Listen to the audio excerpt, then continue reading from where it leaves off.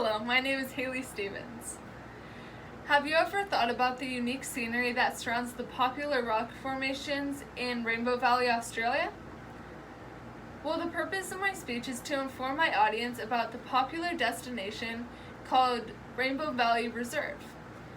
The main destination that people go to see is the rock formations, which are in the middle, and then there's lots of greenery and wildlife surrounding that in the middle, and on the outside there's lots of trails that people go on and view the sights. This is why the title of my speech is called The Treasure at the End of the Rainbow. I'm going to start with the rock formations, which are in the center. The rock formations are made of Hermannsburg sandstone, and it's actually a very fragile rock, and it easily erodes from water and wind. This gives the rocks a very unique shape because of all the erosion that has happened to it over the years. And the color of the stone is actually a red ochre color, and this comes from the iron inside of the sandstone. And many people go to see these rock formations at sunset because at sunset, when the light hits it, it turns from the red ochre color into a purple and orange color on the bands. So it's really beautiful. Some history on the rock formation is the rock formations all over the reserve are actually over 350 million years old. So it's had a lot of erosion over the years.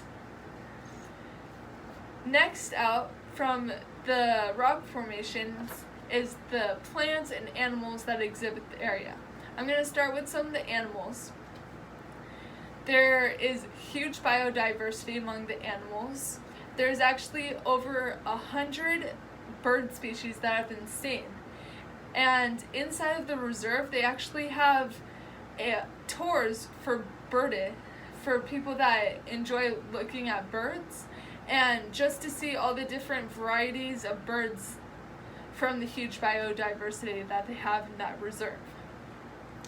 There's also 46 species of reptiles and 20 mammals of different sorts all over the reserve. Next is plants, and the cool thing about this reserve is it's actually the only weed-free reserve in Central Australia.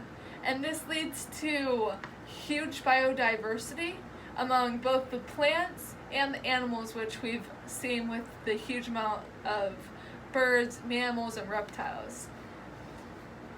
And with the plants, there's over 400 different types of plants, including 2 of native species of plants that are only found in the reserve and nowhere else. This includes the beautiful Rainbow Valley Euphorbia, as well as the Ardiplex sturi. And these are found nowhere else in northern Australia, nor anywhere else in Australia, so that's crazy. They're outside of the plants and animals. On the very outside are some trails, and there's 2 main trails that aren't super long, so many people go and explore these trails. The first one leads to Mushroom Stone, and it's called that because the stone looks like a mushroom from all the erosion, but it starts on a dirt road and it will lead through all these beautiful plants, and the end result is the mushroom rock at the end.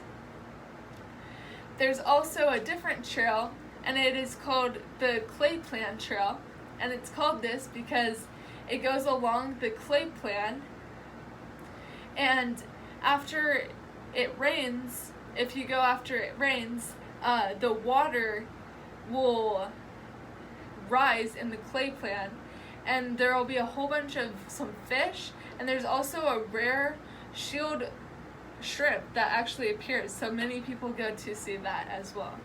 So that's a really cool bonus if you go after it rains.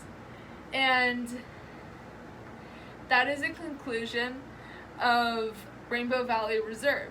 From the rock formations in the middle and the history and how it was formed, to the wildlife and greenery and the huge biodiversity, as well as the trails that you can go and enjoy.